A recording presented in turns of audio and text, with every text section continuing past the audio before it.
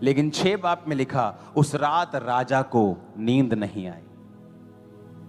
कभी सुना है ऐसा कि फुल शराब पी है राजा ने और नींद नहीं आ रही? तो शराबी को तो ऐसे होता है कि उसको तो मतलब नाली के किनारे गिर पड़ता है, वो कुत्ते उसका मुंह चाट रहे होते हैं। होता है कि नहीं, देखा है कि नहीं? उसको तो होश नहीं होती। अगर इतनी शराब नहीं पी, उसने ज्यादा पी ली फिर भी, तो सो तो वो जाता ही है। लेकिन बाइबल कहती राजा को उस रात नींद नहीं आई। रीजन क्या था? वो रोजे, वो प्रार्थना जो सारे यहूदी और एस्तर मिलके कर रहे थे।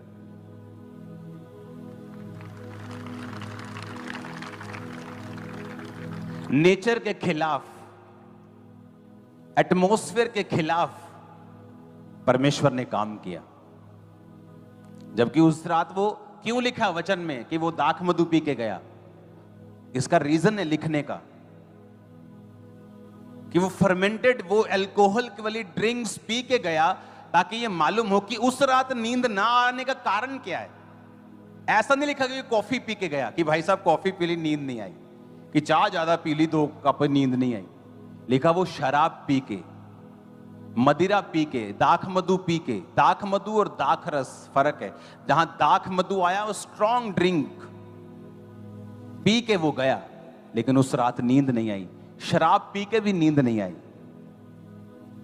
जब नींद नहीं आई, उसने कहा ऐसा करो, रिकॉर्ड निकालो। तो बाइबल कहती है, इतिहास की पुस्तक कहता लाई जाए और पढ़ के राजा को सुनाई जाए। तो उसमें लिखा हुआ मिला कि एक बंदा है मोर्दके नाम का। जब तेरे खिलाफ 2 बंदे तुझे मारने का प्लान कर रहे थे, तो मोर्दके ने उनका प्लान जाहिर कर दिया था और तुझे बचा लिया था। कहता अच्छा, इतनी बड़ी बात हो गई। तो फिर क्या किया मोर्दके का? उसको कोई पैसा दिया, कोई घर दिया, कोई जमीन दी, कुछ उसको ऊंचा किया। उसके बदले में उसको क्या दिया? कहते कुछ नहीं दिया। कहते उसको बुलाओ। वही मोर्दके था जो एस्तर का भाई था, एस्तर को पालने वाला। देखो रोजे क्या कर रहे थे, रोजे प्रार्थना क्या कर रही थी। देखा, सारा कुछ बदल रही थी परमेश्वर के लोगों के हक में। और उधर नामान जो दुश्मन था, एक फांसी का फंदा बनवा के लेके आया कि आखिरी दिन जो होगा ना भोज का, मैं राजा को बोलूंगा कि एक बंदा है मोर्दके, मेरे को पसंद नहीं, उसको मैं फांसी पे लटकाना चाहता हूं। रानी के कहने के अनुसार राजा फिर तीसरे दिन उसके पास गया और रानी ने कहा, मैं एक आज्ञा तो उससे मांगती हूं कि मेरा प्राण और मेरे लोगों का प्राण बचा लिया जाए। यह तीसरा दिन था। रानी ने ना तो कुछ खाया था, ना तो कुछ पिया था। राजा के दिल में उसके प्रति प्यार परमेश्वर भर रहा था। उसने कहा क्या चाहिए तेरे को? उसने कहा वो लोग जो मेरे हैं, मैं भी नाश हो जाऊंगी अगर उनका नाश हुआ। राजा को गुस्सा आ गया, किसने किया ये सारा कुछ? इसी दुष्ट हमान ने जो तेरे साथ बैठा खा रहा है। राजा जब क्रोध में ऐसे गया दूर, गुस्सा आ गया उसको, दूर चला गया। और पीछे जो हमान था उसने सोचा कि अब हुन पैर फाड़ लो रानी दे, हुन बचाते होना नहीं। जैसे वो रानी के पैर पकड़ने गया, जब राजा मुड़ा तो उसे ऐसा लगा कि वो रानी के ऊपर कोई गलत काम कर रहा है, गलत काम करने की आंख से गया है। उसको और गुस्सा आया। कहता बाहर जो ये फांसी का फंदा लेके आया है ना, मोर्दके के लिए, उस फांसी के फंदे पे इसी को लटका दो। और हुआ क्या? सारे राज में चिट्ठियां फैला दी गई कि कोई यहूदी उस दिन मारा नहीं जाएगा। और जितने प्लान कर रहे थे कि इस दिन इनको मार देंगे, मोहल्ले में कुछ गुंडे लोग होते हैं ना, मालूम होता है कि ये गुंडा बिरादरी, गुंडा लोग हैं, ये गुंडे हैं सभी, कि ये सब प्लान कर रहे हैं। यहूदियों को पता था किन किन लोगों ने प्लान किया। जो प्लान कर रहे थे सारे मारे गए उस दिन, और सारा यहूदी कौम बचाई गई। Fasting, prayer, hallelujah. ऊंची आवाज में नारा मारो जरा।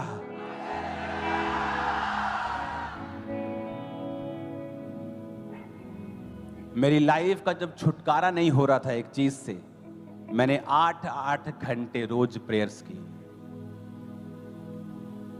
8 घंटे दुखी हो जाता था प्रेयर कर करके मैं, इतनी प्रेयर सोचता कि सही है भी है कि नहीं है, शक आता था दिमाग में।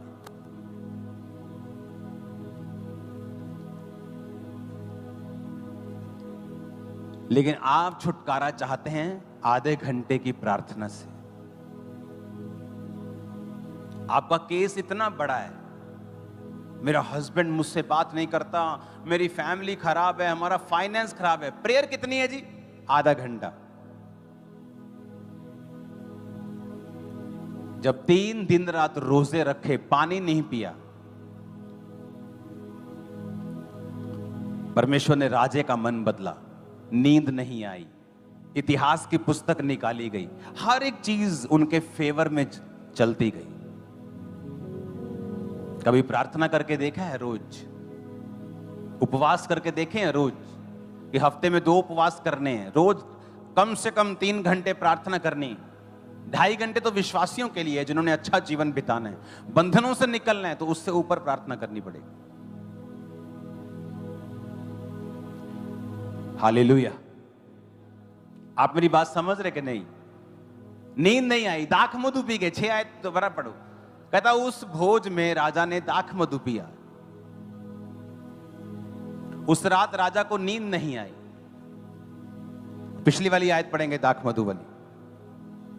भोज के समय दाख मधु जब पिया जाता था तो राजा ने एस्तर से कहा, तेरा क्या निवेदन है? ऐसा भी तो लिख सकती थी बाइबल कि भोजन के समय राजा ने कहा, तेरा क्या निवेदन है, लेकिन दाख मधु का जिक्र किया गया है स्पेशली। यह राजा मसीह में नहीं था, परमेश्वर को नहीं मानता था। यह बताया गया कि वो शराब पी रहा था उस समय, उसके बावजूद भी उस रात उसको नींद नहीं आई। आपको क्या लगता है क्यों नहीं आई?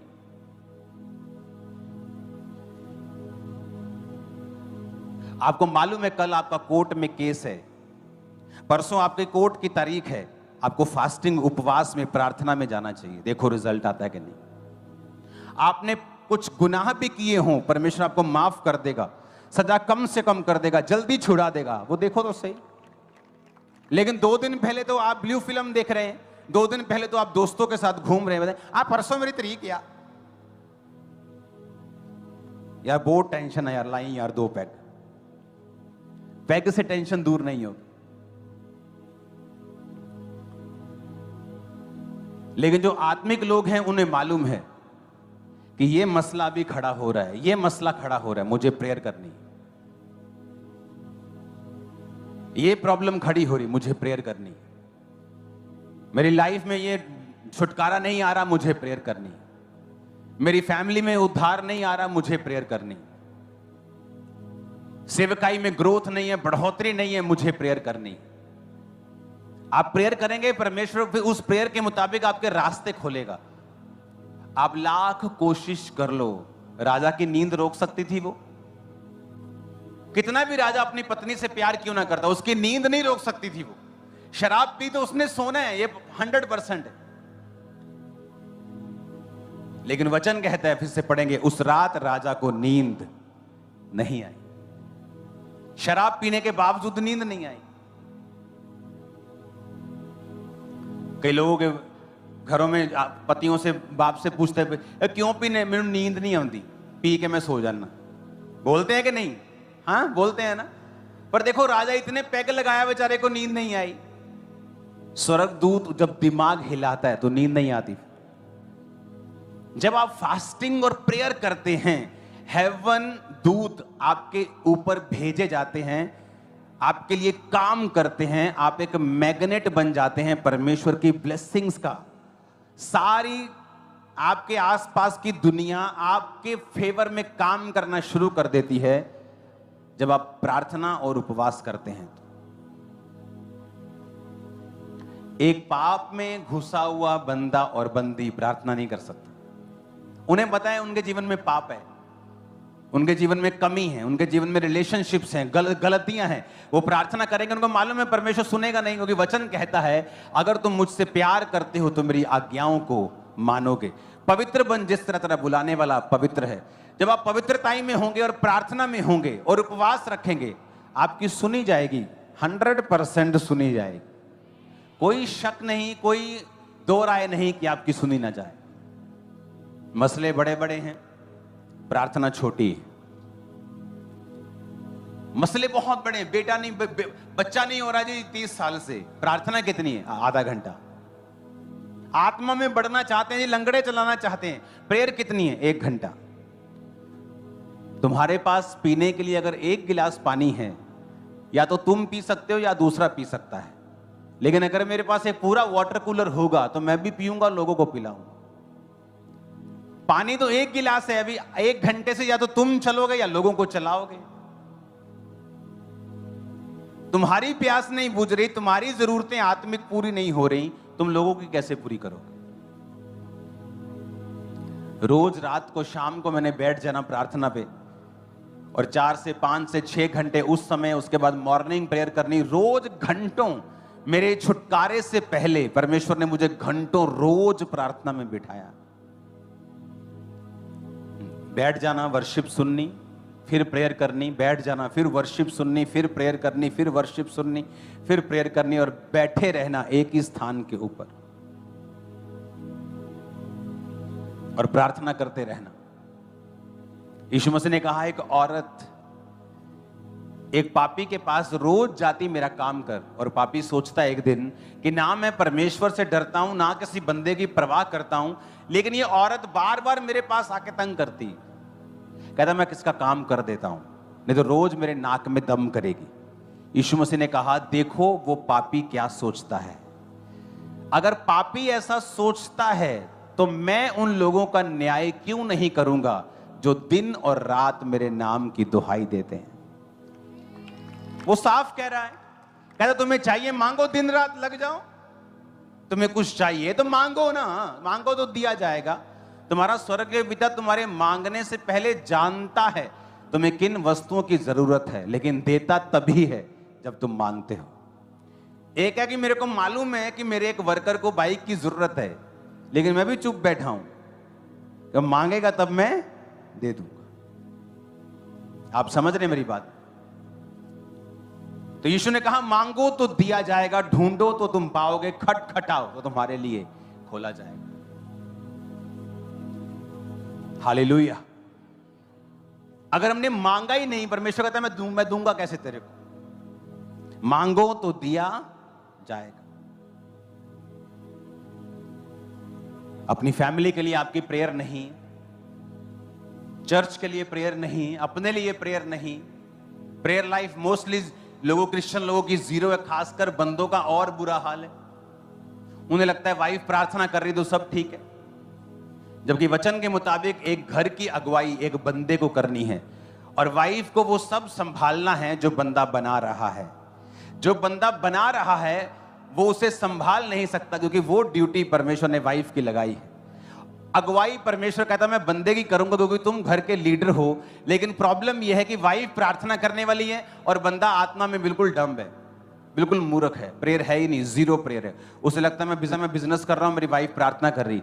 इसलिए बैलेंस कभी नहीं बनता उन घरों का जहां बंदों की प्रार्थना नहीं है।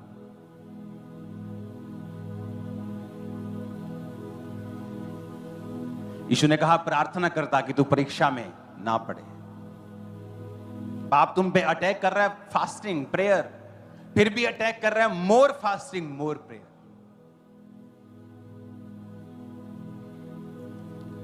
हालेलुया।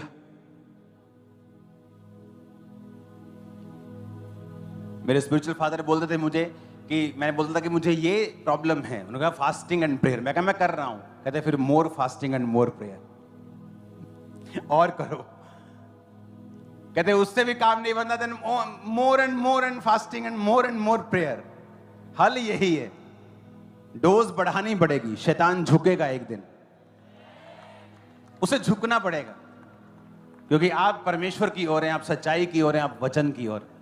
अगर वचन में लिखा कि यीशु ने कहा जो दिन और रात मेरे नाम की दुहाई देते हैं, मैं उनका काम क्यों नहीं करूंगा? उसने कहा, क्वेश्चन पूछ रहा है वो, कहता क्यों नहीं करूंगा, कारण बताओ, मैं क्यों नहीं करूंगा तुम्हारा काम। एक पापी बंदा सोच सकता है कि मैं विधवा का काम कर दूं, नहीं तो रोज मेरे आके तंग करेगी। तो परमेश्वर कहता है मैं तुम्हारा काम क्यों नहीं करूंगा। रोज प्रेयर आप सुबह करेंगे, शाम को, सुबह शाम, सुबह दोपहर शाम, परमेश्वर के दम आ जाएगा। परमेश्वर करो यार काम, मैं सीरियसली कह रहा हूं। वो कहता है एक पापी बंदा अगर ऐसा सोचता है तो मैं कैसा सोचूंगा। ध्यान रखो, अगर तुम दिन और रात मेरे नाम की दुहाई दोगे तो मैं तुम्हारी प्रार्थनाओं को क्यों ना सुनूंगा, उत्तर क्यों ना दूंगा। कहता मैं तुरंत, फिर आगे लिखता है मैं उनका न्याय चुकाऊंगा। वचन देखो कितने हजार साल पुराना। कह रहा है कि राजा को शराब पी के नींद नहीं आई और पुस्तक भी वो मंगवाई जिसमें मोर्दके का नाम था। आपको इत्तेफाक लगता है?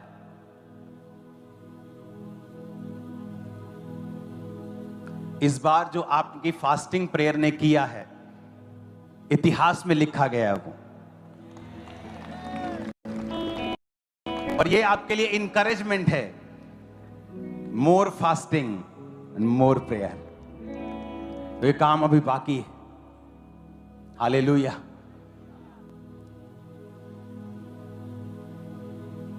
अपने पड़ोसी को बोलो प्रार्थना कर। फिर से बोलो प्रार्थना कर, ताकि तू परीक्षा में ना पड़े। प्रार्थना कर, तेरी प्रार्थना सुनाई देगी खुदा को। वो तेरा न्याय तुरंत चुकाएगा, वो तेरा काम तुरंत करेगा। दिन और रात उसके नाम की दुहाई दे, वो तेरी प्रार्थनाओं को सुनेगा। आमीन। परमेश्वर का एक दास प्रार्थना करता था रोज। जब परमेश्वर उसको उत्तर देने के लिए प्रकट हुए तो परमेश्वर ने कहा मेरी डायरी में लिखा है जिस दिन तूने प्रार्थना शुरू की थी, किस दिन तूने क्या मांगा था, मेरी डायरी पे लिखा है। आज मैं उन सब प्रार्थना का उत्तर देने के लिए धरती पर उतर आया। वो उसमें की गई मेहनत कभी व्यर्थ नहीं जाती, कभी व्यर्थ नहीं जाती। मुझे याद है जब मेरे को मेंटली अपसेट के अटैक होते थे तो कोई दवाई उस समय नहीं थी, आज भी नहीं है। दुनिया की कोई दवाई नहीं बनी इस चीज के लिए। या तो आप ओवरडोज नशे कर लो जिस तरह मैंने शुरू कर दिए थे, तो आपको होश ही नहीं है तो फिर ठीक है। तो जब अटैक होते थे और मैं मसीह में आ गया था तो परमेश्वर का आत्मा मुझे बाइबल पढ़ने से सुकून देता था। तो मुझे बाइबल पढ़नी मेरी मजबूरी थी, कोई शौक से नहीं पढ़ता था पहले में, मजबूरी से कि जब बाइबल पढ़ता था तो अटैक कम होने शुरू होते थे। तो बाइबल पढ़ने की जब आदत लग गई तो एक दिन वचन में लिखा था, मैं पढ़ रहा था कि मसीह में की गई मेहनत कभी व्यर्थ। मेरे को मालूम था प्रभु ने मुझसे बात की है। उस दिन मैंने प्रार्थना और उपवास करने का फैसला किया था कि मैं हर 40 रोजे रख रख के प्रेयर करूंगा। और एक एक साल में 5-5 बार 40 फास्ट होते थे। और उसी साल छूट गया था, मैं अगला साल नहीं पढ़ा था। जिस बीमारी के लिए प्रार्थना कर रहा था वो कंटिन्यू नहीं हुई, वो खत्म हो गई थी। और दिक्कतें थी लाइफ में, लेकिन वो एक बड़ी प्रॉब्लम जो शैतानी थी वो खत्म हो गई थी। उसको खत्म में 19 साल हो गए। हालेलुया। और कोई इलाज नहीं, न्यूरोलॉजिस्ट, डॉक्टर्स, दवाइयां, मेडिसिन, एलोपैथी, फ्लानापैथी सब खा लिया था। ऐसा नहीं कि मैं बिलीव नहीं, मेडिकल पे मैं बिलीव नहीं करता, सब खा लिया था, कुछ इलाज नहीं था उसका। सब करके देख लिया था, सब जगहों पे, सब जगह कुछ, सब कुछ करके देख लिया था।